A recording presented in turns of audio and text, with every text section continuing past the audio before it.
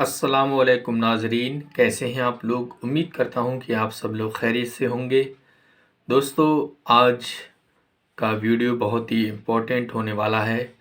आपको जैसे कि मालूम है कि मुफ्ती सलमान अजहरी साहब को मुंबई में गुजरात की जो एटीएस की पुलिस की टीम थी उसने गिरफ़्तार कर लिया था आज से 2 दिन पहले, और वो मुंबई से गुजरात ले गई है।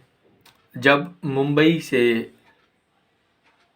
मुफ्ती सलमान अजहरी साहब को गिरफ़्तार किया गया था तो वहाँ पर एक निजी पुलिस स्टेशन पर उनको ले जाया गया, जहाँ पर ले जाने के बाद वहाँ पर बहुत सारी भीड़ जो मुफ्ती सलमान अजहरी साहब के समर्थक थे वो इकट्ठा हो गए। जो उनसे प्यार करने वाले थे, जो उनको चाहने वाले थे, वो सारे पुलिस स्टेशन के बाहर इकट्ठा हो गए और काफ़ी शोर शराबा करने लगे। तब पुलिस ने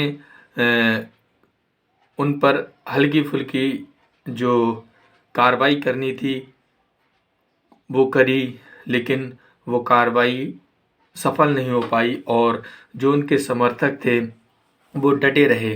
तब सामने से मुफ्ती सलमान अजहरी साहब को आना पड़ा और माइक के द्वारा तमाम जो वहाँ पर समर्थक इकट्ठा थे उनसे अपील करनी पड़ी कि आप कोई भी हल्ला ना करें, शांति बनाए रखें, क्योंकि मैं एक कानूनी प्रक्रिया के तहत यहाँ पर आया हूँ। मैं कोई क्रिमिनल नहीं हूँ, मैंने किसी का कुछ बिगाड़ा नहीं है। तो मुझे कानून पर पूरा भरोसा है कि कानून मुझे इंसाफ देगा, और हम भी यही उम्मीद करते हैं। तमाम जो मुफ्ती सलमान अजहरी साहब के चाहने वाले हैं वो यही उम्मीद करते हैं कि जो कानून है वो हक का फ़ैसला करेगा। क्योंकि अगर आपने वो तकरीर सुनी होगी तो वहाँ पर मुफ्ती सलमान अजहरी साहब ने कोई भी ऐसा भड़काऊ भाषण नहीं दिया था जिससे किसी की आस्था किसी स्पेशल धर्म के बारे में कहा गया हो।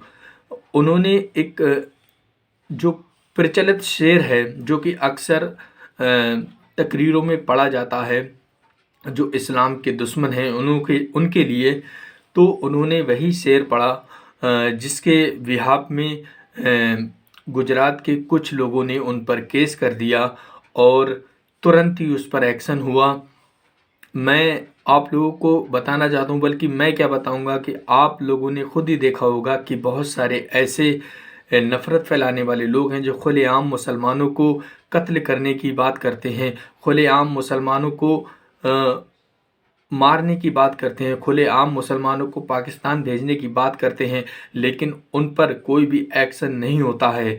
और अगर कोई उनकी शिकायत भी करने जाता है तो उसकी कोई सुनवाई नहीं होती है। लेकिन मुफ्ती सलमान अजहरी साहब ने जो शेर पढ़ा उसके बिहाफ में उन पर केस हो गया, जिससे जो वो शेर था उसमें मुफ्ती सलमान अजहरी साहब ने ना कोई किसी धर्म के बारे में कोई बात कही, ना किसी व्यक्ति के बारे में कोई बात कही, बल्कि उन्होंने एक मिसाल के तौर पर वो शेर पढ़ा था जो कि दुनिया भर में मुसलमानों को टारगेट किया जा रहा है, उस पर उन्होंने शेर किया था। स्पेशल वो शेर फ़िलिस्तीन के मुसलमानों के लिए था, उन पर जो जुल्म किया जा रहा है इसराइल के द्वारा, उसके बिहाफ में था। लेकिन कुछ लोगों ने वो शेर अपने ऊपर ले लिया। अब इसमें मुफ्ती सलमान अजहरी साहब की कोई गलती थोड़ी ना है। वो लोग खुद ही ये समझ रहे हैं कि ये हमारे लिए कहा गया, जबकि मुफ्ती सलमान अजहरी साहब ने कड़वे शब्दों का इस्तेमाल तो अपनी हर तकरीर में किया है, लेकिन उन्होंने कभी किसी का डायरेक्ट नाम नहीं लिया है। उन्होंने बस इशारा किया है उस ओर। जो समझने वाले हैं वो समझ जाते हैं कि वो किस ओर इशारा कर रहे हैं। बल्कि मैं ये नहीं कहता कि वो किसी एक स्पेशल व्यक्ति की तरफ इशारा करते हैं, वो एक जो माहौल बना हुआ है उस पर फोकस डालने की आपकी कोशिश करते हैं। और हम ये भी नहीं कहते हैं कि हर वो इंसान गलत है जो कि इस दुनिया में है, इस समाज में है, या कि अपने हिंदुस्तान में है।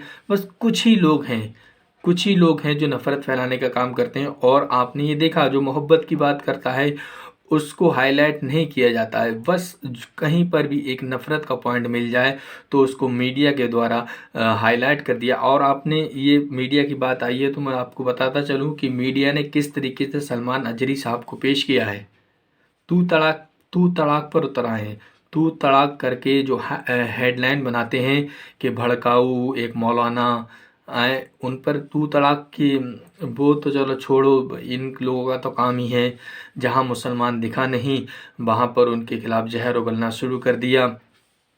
आपने ये कई जो न्यूज़ हैं ऐसी देखी होंगी जो मुसलमान को स्पेशल हर तरफ से टारगेट किया जाता है। तो हम ये आशा करते हैं कि हिंदुस्तान का जो कानून है वो सलमान अजहरी साहब को इंसाफ देगा, और हम भी दुआ करते हैं, आप भी दुआ करें कि मुफ्ती सलमान अजहरी साहब को इंसाफ मिले और वो जल्द रिहा होकर वापस आएँ, और जैसे वो जल्द से पहले किया करते थे वैसे जल्द से करना शुरू कर दें। अल्लाह हाफ़िज़ दोस्तों, दुआओं में याद रखना, और जो मेरे फेसबुक पेज पर नए हैं वो पेज को फॉलो कर लें।